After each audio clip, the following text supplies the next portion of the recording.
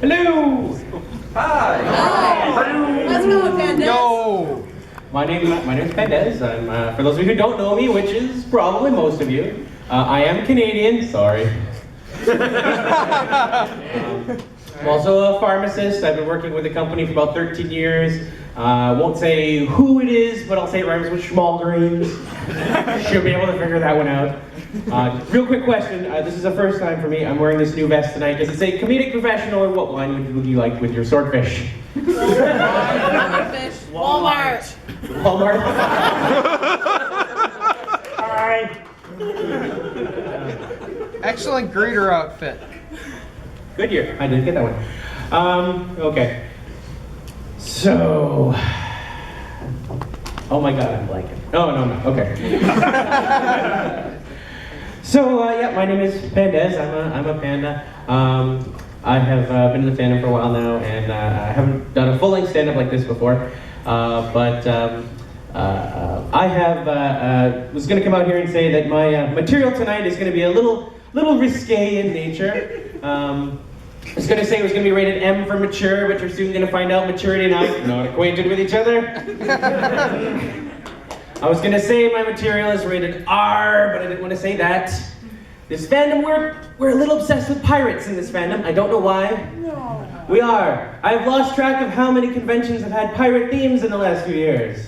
What the hell is with that? Is it Pirates versus Ninjas, Sail the Seven Seas of Excitement. Back in the fall, Midwest Fair Fest was the Pirates of Lake Michigan. What the hell is that? Is that a Chicago gangster on the back of a fishing boat? What the hell? Where's the rum gun? Fell off the back of the delivery truck. About 8% of it fell off the back of the truck. Hey, leave the rum. Take the cannoli.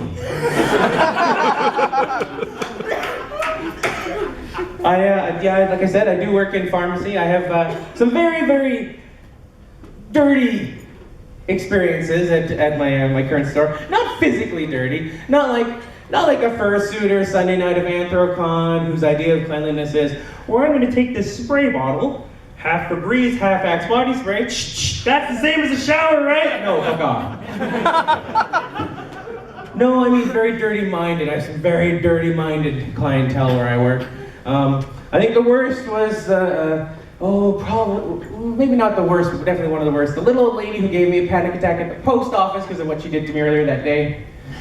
I'm sitting there typing a prescription, and I could hear her. She was in the room next to me.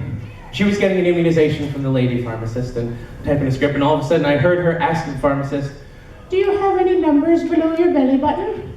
And I did the... What? No, counseling? No, fuck off, hold on. "Do you have any numbers below your belly button?" And the pharmacist was like, "No." And she goes, "Well, how do you expect to get anything in your box if you don't have a zip code?" And at first I'm like, that's fucking hilarious. Till I went to get my mail later that day. I went to the post office, I'm like, okay, a little to the right, a little to the left, open it up. My mail was inside an 8-year-old vagina. In my head, anyway, it was. And I'm looking at it, no, okay, it's really not. And then I saw, wait, it's a wall of little doors. They're all 8-year-old vaginas.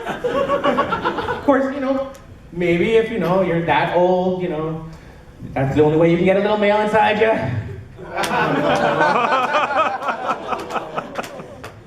Ethel, guess what? What is it, Mary? Publishers Clearinghouse Week. Yes! I have to take Xanax now just to go get my mail. Fuck off, little lady. And then, of course, there was Century Man. I call him Century Man. He was well over 100 years old. He walked in doing what I call the "I need something to make me poop" walk. Kind of along this line. He walked up to the counter doing that. 99% of the time, that's what they say when they come up to me. "I need something to make me poop." And I'm like, okay, let's walk slowly to the laxative section. We'll go over your options. But no, he threw me for a loop. He was the 1%. He threw me off. I'm there, and I'm like, "Yes, sir, how can I help you?" And instead he goes, "I need something to make it stiffer." I'm sorry, what was that? "I need something to make it stiffer from when I'm giving it to my wife." And of course, I'm there in my lab coat, because of course, you know, you're standing there in a lab coat. That's not a time to be amusing. Whoever thinks that. One guy got the Kage show. So I'm there, and of course, I'm being calm and I'm professional. I'm like, well, there's multiple options. You've got your Levitra, Viagra, Cialis, but you've got to consult your physician. Come on back with a prescription. We'll fill that for you. He didn't like that. He walked away. But in my head, I was like, no! I'm not going to give you something to make that stiffer, man. You're 100+ years old. I'm not going to give you something that will pool blood down there. You need it here to keep your brain functioning. No, I'm not going to be responsible for that. Although, you know what? Maybe if you're 100+ years old, you don't care anymore. If this is your Friday night, and I just lost all the memories of my grandchildren. Worth it. Maybe you don't care. That's it! Grandpa's not getting senile, he's getting laid! That fucker doesn't have Alzheimer's, he's got Viagra!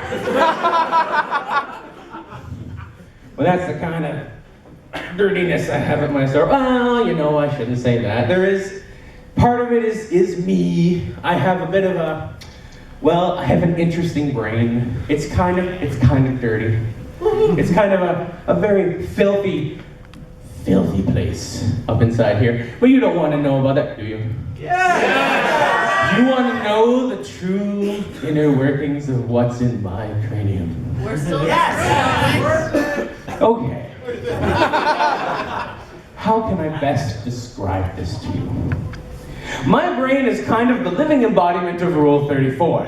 For those of you who don't know Rule 34, let me explain. Take the happiest, wonderful cartoon childhood memories you have. Take equal parts the most vile pornography you've ever seen or could imagine. Put them in a blender. Glass, rim of salt, because there's usually rimming involved. Delicious wrecked childhood Doritos. Delicious. The salt, is that tears of children? I thought so. I could taste the tears of the children. That's my brain. That's my terrible, terrible curse. I'm trying to think of how the best example I could give you. And you know, I wouldn't mind if it was like a nice version of Rule 34. You know, a classy Rule 34. You know, a guy in a top hat and a monocle. Hold on, let me break out my Nexus tablet. Chrome, Rule 34. Ooh. Toucan Sam giving a blowjob to Tony the Tiger. Looks like he followed his nose right to Tony's genitals. Throw in the sugar crisp there. You've got a party. Not classy like that. My brain's more like digging out my laser turbo 486 from 1997, hopping on a really outdated Internet Explorer, and trying to pull up Rule 34 with no pop-up blocker or virus checker engaged at all. Oh look, it's Toucan Sam and Tony the pop, virus, oh shit. That's my brain. I'll give you an example of this and how it destroys everything. I was at Anthrocon last summer and I was hanging out in my room with this fine young lady. Yes, a lady. I'm an equal opportunity snuggler. When my brain doesn't destroy everything, which it does. And she was at that point where she was kind of pseudo teasing me / making fun of me, like, oh, you goofy Canadian guys. Your accent, your Tim Hortons coffee, and your maple syrup. As soon as the left her mouth from maple syrup, my brain took the concept of maple syrup, processed it through the terrible filters that exist up in here, and immediately said, say this! I should not have said it. Did you know as a Canadian man, I come maple syrup? It's true. You American men, your orgasm lasts about, 13 seconds. Canadian men, 37 minutes because of how thick that shit is. Not that Aunt Jemima's table syrup bullshit. Fuck that. Right from the tree, thick as molasses in January, Canadian maple syrup. Oh yeah. Oh no. Oh yeah. And on a side note, that's why if I was dating a girl back in Canada, she wouldn't use a diaphragm. Nope, waffle. If I was dating a girl from Britain, crumpet. Girl from France, French toast. And Mexico, breakfast burrito. See, that's how nice we Canadian men are. At the end of sex, we always make you girls breakfast in bed.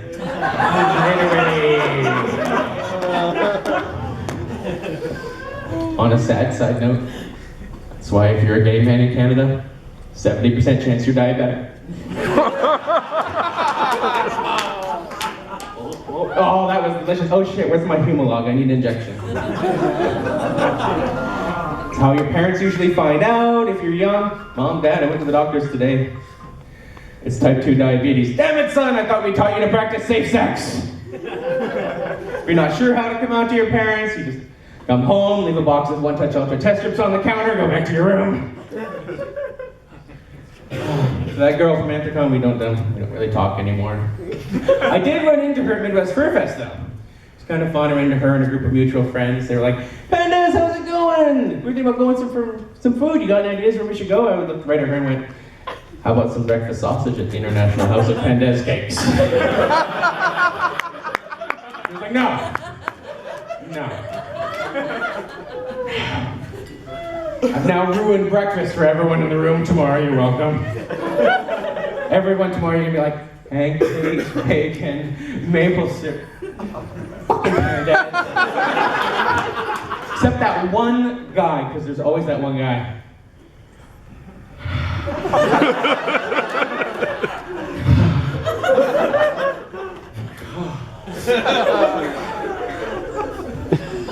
We're gonna need another job.